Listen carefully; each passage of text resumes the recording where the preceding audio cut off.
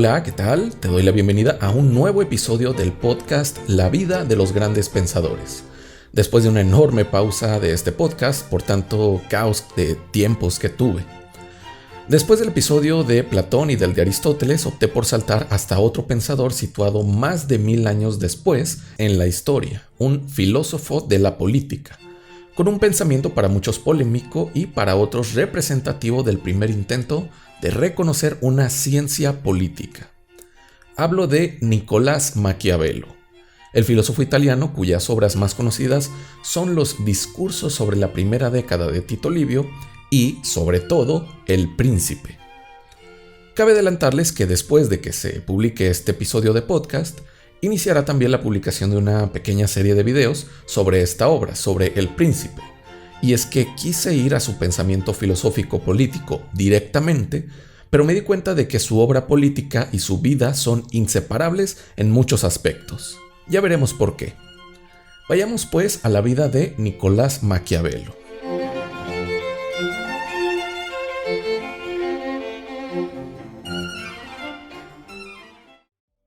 Pues bien, como dijimos, la obra de Maquiavelo es en muchos momentos inseparable de su vida. Para quienes no conocen mucho de este autor, Maquiavelo realiza una obra filosófico-política muy importante tanto para su tiempo como para la posteridad. Ahora bien, esa obra se sostiene por la experiencia que Maquiavelo tuvo durante su vida en el ámbito político, ya que fue funcionario y protagonista de muchos acontecimientos italianos nacionales e internacionales. El Príncipe, su más conocida obra, fue de hecho dedicada a un gobierno para poder Maquiavelo ser funcionario, siendo esta obra un manual para mantener y hacer sólida la monarquía que se estaba estableciendo con los nuevos gobernantes. Pero para llegar a la publicación del Príncipe debemos recorrer un amplio e interesante camino. Comencemos por lo primero, por su nacimiento y juventud.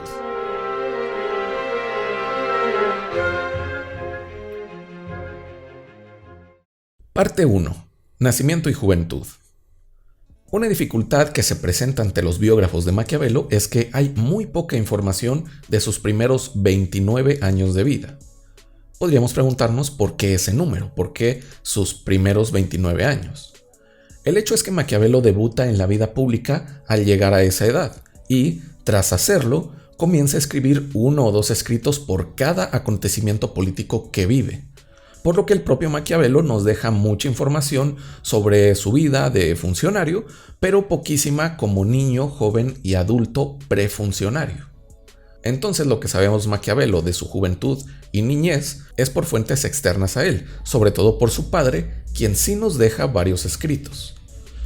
Pues bien, Maquiavelo nace en Florencia el 3 de mayo de 1469. Hoy en día Florencia es parte de la región de Toscana, la cual forma parte de la República de Italia, pero en ese momento Florencia era un municipio y, a su vez, una república.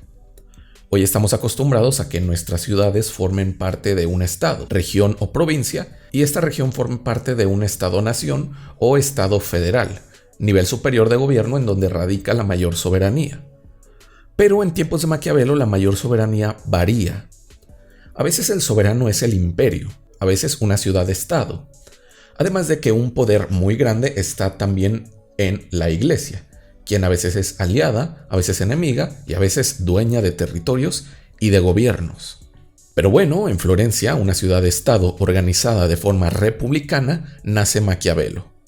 De la madre de Maquiavelo, Bartolomea de Nelli, solo sabemos su nombre y que cuando se casa con el padre de Maquiavelo, Bernardo Machiavelli, era viuda de un tal Niceto Benizi. Maquiavelo tiene 2 hermanas, Primavera y Margherita, y un hermano, Toto. De Bernardo, su padre, por otro lado, se sabe mucho más que de la madre, ya que, como dijimos, nos deja más texto, nos deja libros de registro, tanto de recuerdos como de cuentas. Bernardo, padre de Maquiavelo, goza del título de doctor en jurisprudencia, teniendo una ascendencia siempre cercana a cargos públicos. Es decir, los antepasados de Maquiavelo fueron casi siempre funcionarios en Florencia. Sin embargo, Bernardo, padre de Maquiavelo, decide mantenerse al margen de la vida pública y nunca ser juez, rompiendo con el ritmo de una vida familiar en el gobierno. A lo mucho acepta asesorar a amigos y conocidos. Por ello, Bernardo y su familia tienen un modesto patrimonio, causa por la que Maquiavelo crece en una familia pobre. Maquiavelo llega a hacer algunas bromas respecto a la inutilidad del doctorado de su padre y sus nulas ganancias económicas. No obstante, algunos tíos de Bernardo le dejan más adelante buena herencia, mejorando la situación de su familia. De hecho, la ascendencia de Maquiavelo es de un lugar muy cercano a Florencia, del Valle di Pesia, en donde tienen varias propiedades, entre las que está una casa llamada Albergacio o Albergazio, no sé bien cómo se pronuncia. Esta casa, como veremos más adelante, va a ser muy importante para Maquiavelo. Respecto a su educación, Maquiavelo tiene muy buenos mentores a pesar de su condición precaria. A los 8 años comienza a estudiar gramática y latín, mientras que a los 11 estudia matemáticas y, un año después, a los clásicos latinos. Más tarde, Maquiavelo se adentra también en el humanismo y en la literatura italiana. Su padre, al parecer, tiene afición a los libros, por lo que llegan con gran facilidad a manos de Maquiavelo las obras de Aristóteles, Cicerón, Justino, entre muchos otros. Pero si debemos mencionar a autores que influyen notablemente en su pensamiento, debemos mencionar a Tito Livio y a Lucrecio. Tito Livio fue un historiador romano que escribió una amplia historia del Imperio Romano en varios tomos, obra que encanta a Maquiavelo y que comenta en sus discursos sobre la primera década de Tito Livio. Ahora bien, hay que decir que Maquiavelo tiene un enorme apasionamiento por los clásicos, sobre todo por un interés político. Y contrario a lo que buscaban algunas corrientes antiguas y contemporáneas a Nicolás, nuestro filósofo está en contra del cosmopolitismo y del pacifismo humanista, viendo las circunstancias de su natal Florencia como una batalla sin tregua, en donde los italianos estaban en una pésima situación que urgía respuestas contundentes. Este interés por los asuntos políticos se nota desde su adolescencia hasta su adultez, lo cual veremos a partir de su ascenso en cargos públicos. Y bien, esto es, en líneas generales, lo poco que sabemos de los años de niñez y juventud de Maquiavelo, ya que para 1498 el filósofo es propuesto como secretario de la señoría en Florencia, dando inicio a su carrera como funcionario y como un gran observador de los acontecimientos políticos. Pero surge inmediatamente, al escuchar esto, la pregunta de cómo es que Maquiavelo pasa de ser un ciudadano común para estar recomendado para un gran puesto público. Para responder esta incógnita, pasemos a la parte 2 de este programa.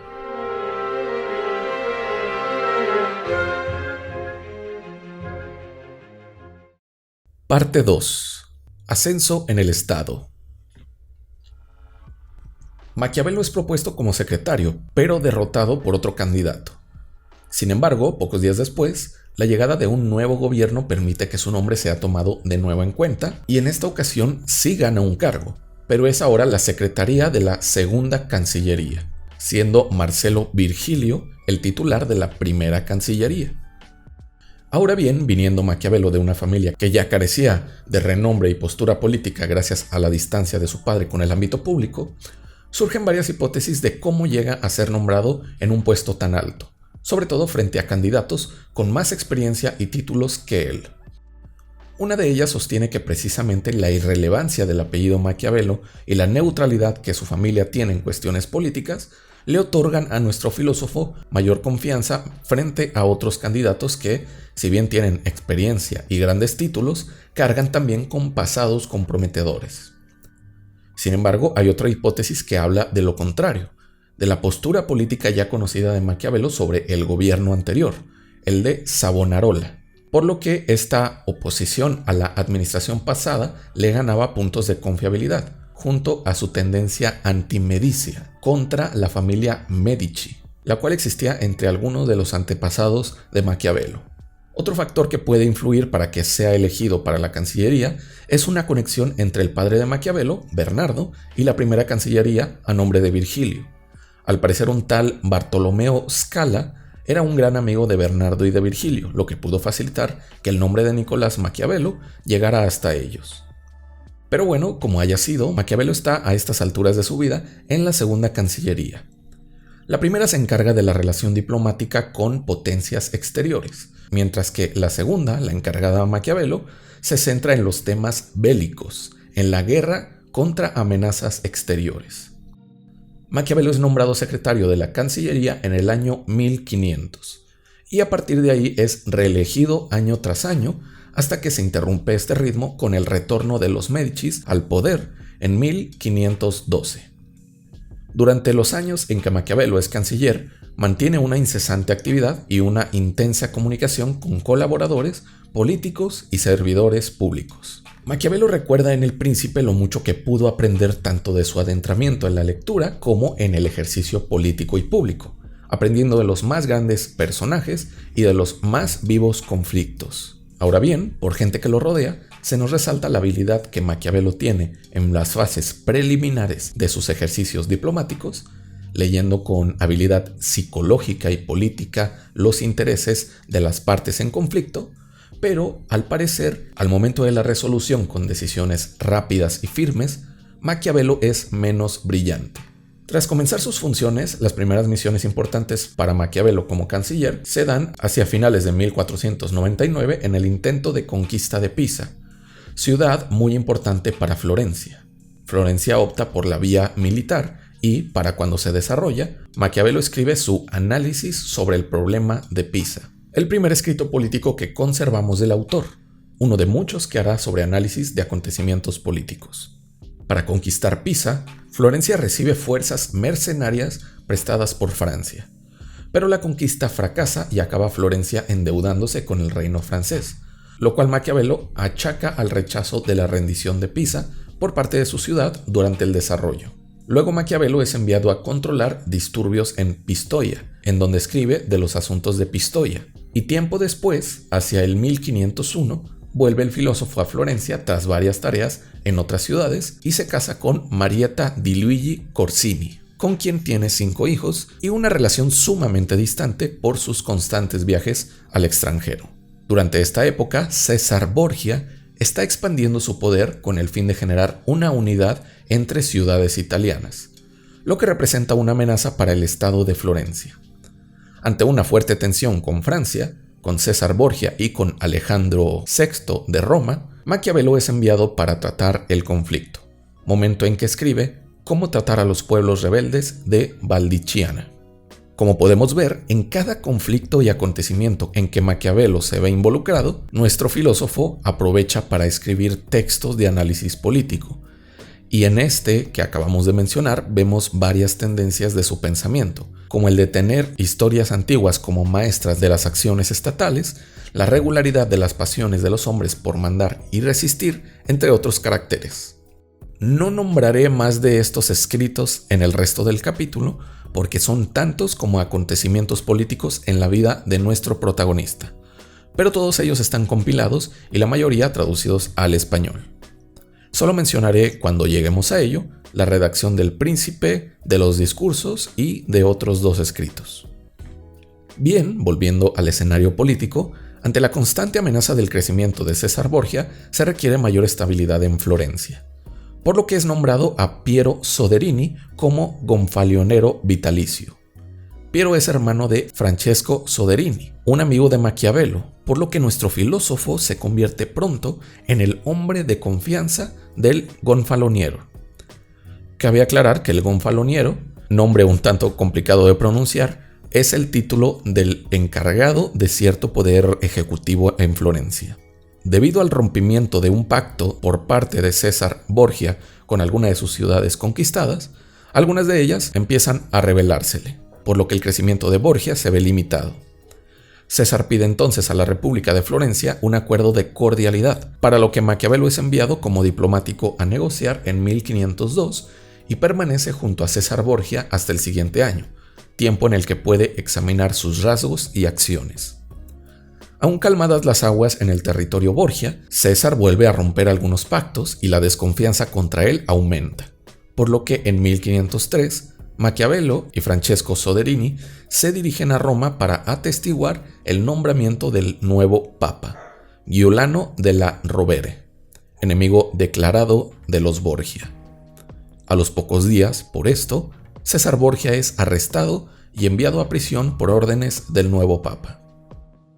Las cosas parecen, tras el arresto de César, más tranquilas en Florencia, Pero para inicios de 1504, vemos en Maquiavelo una urgencia que concuerda con lo que más tarde escribe en El Príncipe: la urgencia de tener un ejército propio, ya que, a pesar de la aparente calma, siguen vigentes las disputas entre España, Roma, Francia, Venecia y Florencia. Vemos en El Príncipe que para Maquiavelo las fuerzas mercenarias son inútiles para la defensa de un estado. Florencia, hasta ese momento, únicamente tiene ejército mercenario, por lo que Maquiavelo, quien para entonces ya es amigo de Francesco Soderini, le sugiere hacer una milicia propia, comenzando con el reclutamiento en 1505. Esto no es tan bien visto por la población, ya que un ejército requiere un enorme gasto reflejado en impuestos, pero pudo iniciarse el reclutamiento a pesar de esta desaprobación popular. Esto lleva a que Maquiavelo pueda maniobrar militarmente durante más de 4 años contra potencias exteriores que amenazaban Florencia, maniobras entre las que se destaca la conquista de Pisa, que había quedado frustrada en el pasado. En 1508, Maquiavelo es destinado a esta campaña y para 1509 las tropas florentinas han tomado Pisa y se ha confirmado la rendición de la ciudad, por lo que Maquiavelo puede tomar sus cosas y volver a Florencia con un buen sabor de boca. Sin embargo, durante el trayecto, nuestro filósofo recibe malas noticias.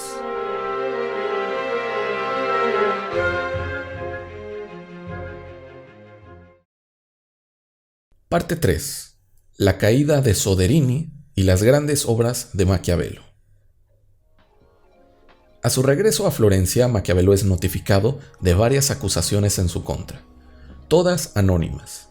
La primera sostiene que Maquiavelo no es el indicado para tener cargos públicos, ya que su padre quedó con deudas al erario. La segunda, que Maquiavelo practica sodomía con una mujer que, de hecho, sí es su amante, una mujer llamada Lucrecia, pero más conocida como Riccia. Sin embargo, la mujer testifica a favor de Maquiavelo y desmiente las acusaciones. Por último, una tercera acusación denuncia que Maquiavelo ha robado correspondencia pública. Para fortuna de Maquiavelo, ninguna de estas acusaciones prospera, pero sí evidencian que nuestro filósofo se encuentra en un panorama nada favorable frente a la opinión pública. Junto a ello, Maquiavelo se enfrenta pronto a un escenario político sumamente peligroso y delicado. Recordemos que para este momento, Florencia tiene dos aliados: el Reino de Francia y el Papado. El problema surge cuando entre Francia y el Papa Julio II comienza una guerra y los dos urgen a Florencia tomar bando. Maquiavelo realiza, para lidiar con esto, algunas misiones, pero sabe que la cosa no estaría fácil y señala su preocupación por el fortalecimiento del ejército florentino y, en última instancia, la redacción de su testamento. La delicada situación en la que se encuentra el gobierno en turno, el de Soderini, por quien Maquiavelo tiene su cargo, orilla a que la voz de un antiguo linaje que llegó a gobernar Florencia tiempo atrás vuelva a escucharse: la voz de los Medici. La familia Medici exige, ante su reaparición, la restauración de un nuevo gobierno, presión que lleva a que en 1512 Soderini sea retirado de su cargo. Maquiavelo realiza, como buen político pragmático, un escrito en donde critica las formas de reacción y de gobierno de Soderini. Esto para tratar de agradar a quienes tomaron el poder, los Medici. Sin embargo, estos no ignoran la relación que había entre Maquiavelo y el anterior gobernante, por lo que nuestro filósofo es retirado de su cargo. Una vez retirado de la Cancillería y obligado a permanecer en territorio florentino pagando una fianza de 1000 florines de oro, el panorama no pinta bien y, aún así, lo peor para Maquiavelo está por venir. En 1513, una conspiración contra el nuevo gobierno de los Medici es descubierta.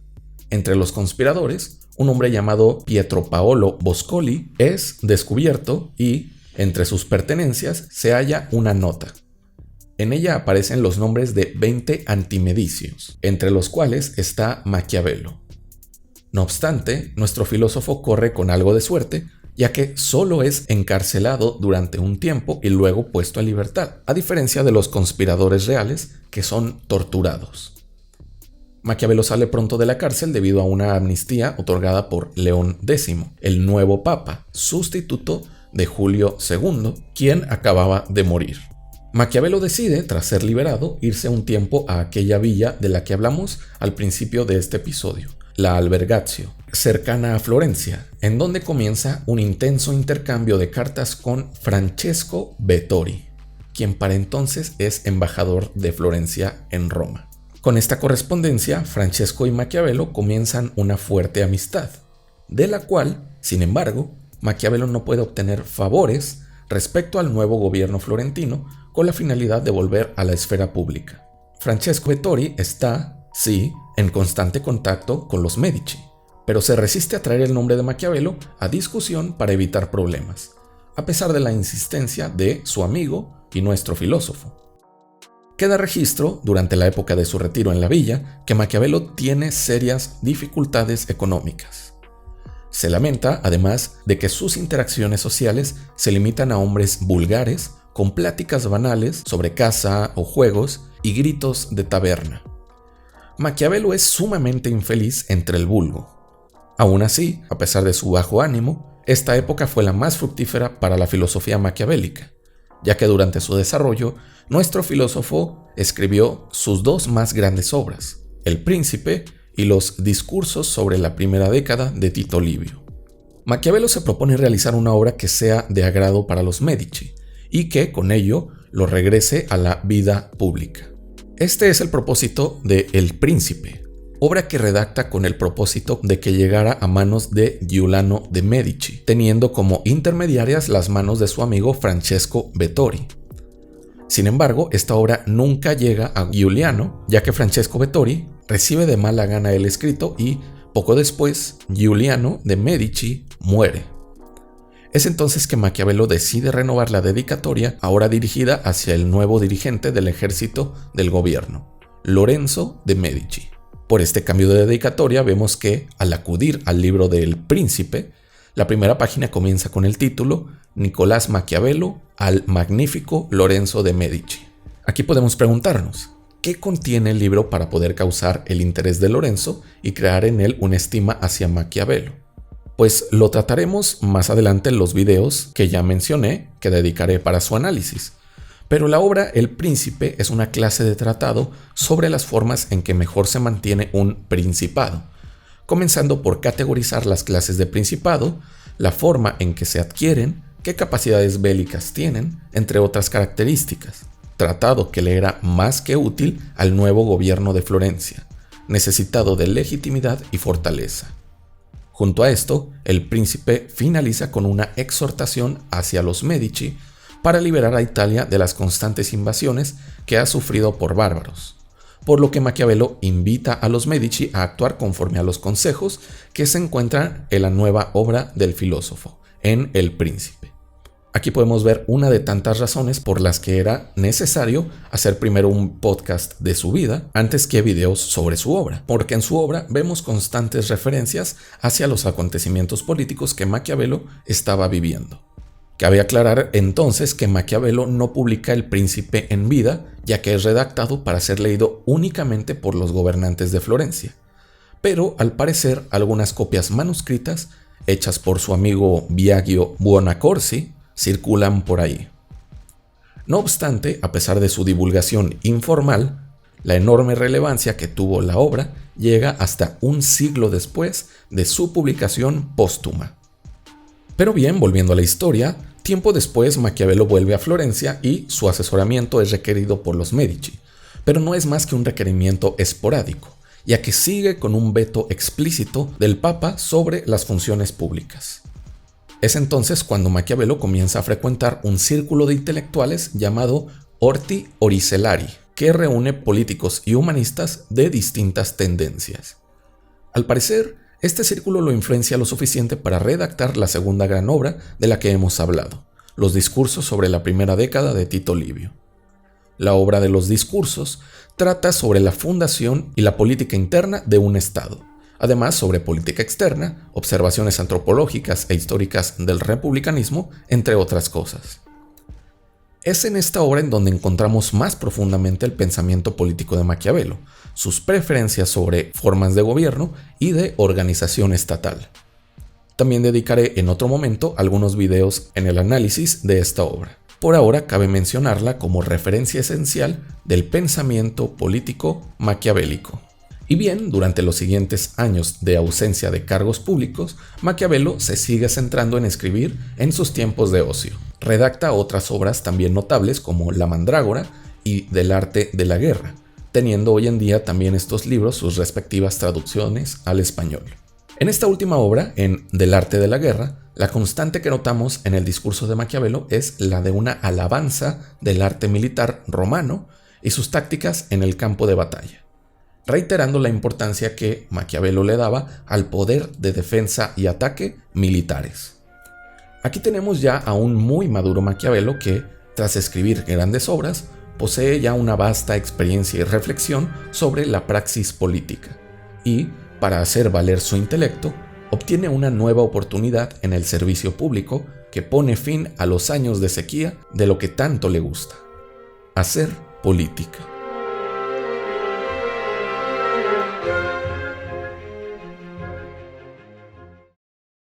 Parte 4. Regreso al gobierno. Durante la última época de ocio de Maquiavelo, nuestro filósofo es llamado para algunas misiones, sobre todo misiones de carácter privado, pero que lo van acercando a los Medici, los cuales, tras la muerte de Lorenzo de Medici en 1519, piden a Maquiavelo la elaboración de una historia de Florencia, en la cual se narre la historia de la ciudad desde su origen hasta la expulsión de los Medici en 1494. Maquiavelo acepta con entusiasmo esta tarea y la redacta en 8 libros, de los cuales, para los historiadores, el de más relevancia es el primero, ya que explica la situación de Italia tras la destrucción del Imperio Romano.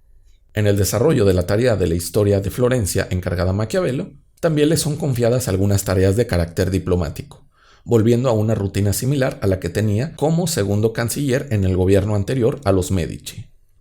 En mayo de 1521 es enviado a Carpi, otra ciudad italiana, para ser puente diplomático entre Florencia y las tropas de la Iglesia, comandadas estas por Francesco Guicciardini, con quien mantuvo, gracias a esta misión, una fuerte relación. A su regreso a Florencia, Maquiavelo redacta los 4 primeros libros de la historia de Florencia y publica el libro que redactó antes de brindar sus servicios a los Medici, el texto del arte de la guerra. Sus trabajos como historiador y como diplomático le otorgan gran confianza por parte de los Medici, lo que provoca que durante 2 años tenga una actividad incesante, siendo estos 2 años, lamentablemente, los últimos de su vida. Maquiavelo es encargado de guiar las tropas de la recién firmada Liga de Cognac, una liga internacional estratégica que representa una unión entre Francia, el Papado, Venecia, Florencia y los Sforza, en contra de un enemigo que no habíamos nombrado hasta ahora, los españoles. La Liga de Cognac está lista para la batalla, o eso aparenta.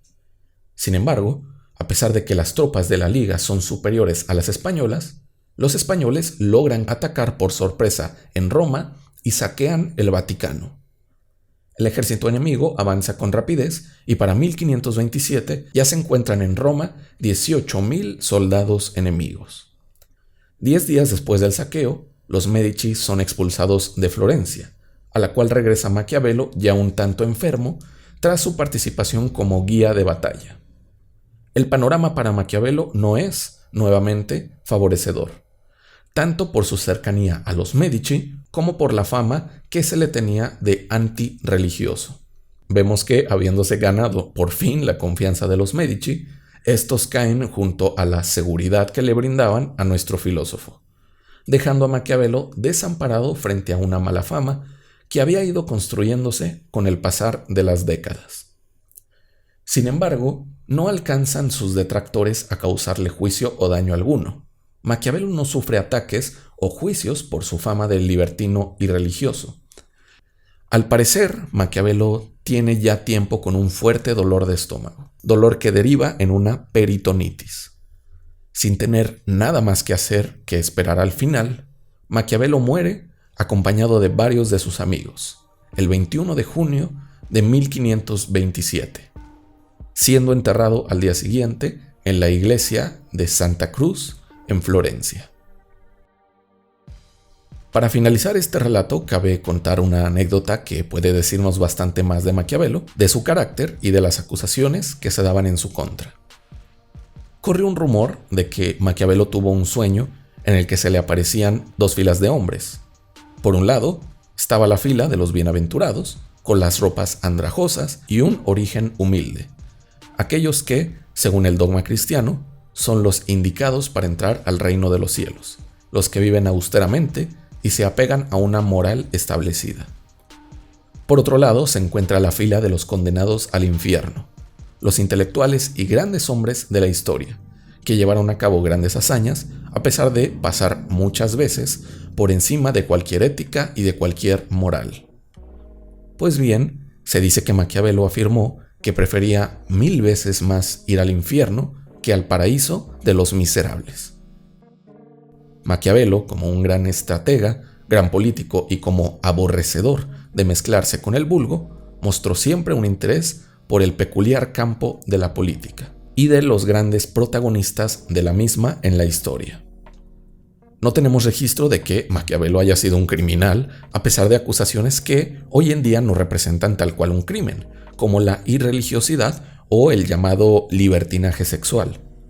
Lo que sí vemos es que Maquiavelo observa siempre lo que a veces se nos olvida ver en la política, que ésta, la mayoría de las veces, obedece una lógica que está muy distanciada de la moral, por lo que la política requiere de nuevas categorías y nuevas formas de estudio que no se limiten a la ética. Respecto a este rumor del sueño de Maquiavelo sobre preferir el infierno, al parecer fue adquiriendo dramatismo conforme pasaba de boca en boca. Pero también parece que Maquiavelo sí contó a varios de sus conocidos sobre un sueño en el que se veía a sí mismo yendo al infierno. Solo reviviendo a nuestro filósofo y preguntándole, podríamos saber qué tan cierto era o no que se veía entre los grandes ilustres condenados al averno.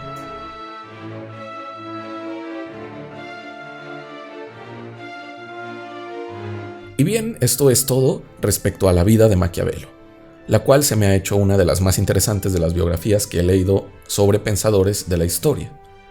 Espero haber sido claro en la exposición, pero en caso de que te haya surgido alguna duda, por favor déjala en los comentarios. Si te gustó, me ayudarías mucho dándole like y suscribiéndote a Filosofía desde Cero. Como adelanté, publicaré una serie pequeña de videos sobre El Príncipe en este canal, así que tras suscribirte, activa también la campanita de notificaciones para que te enteres de las nuevas entregas. Esto es La vida de los grandes pensadores, y yo soy Gerardo. Me despido para verte en un nuevo capítulo.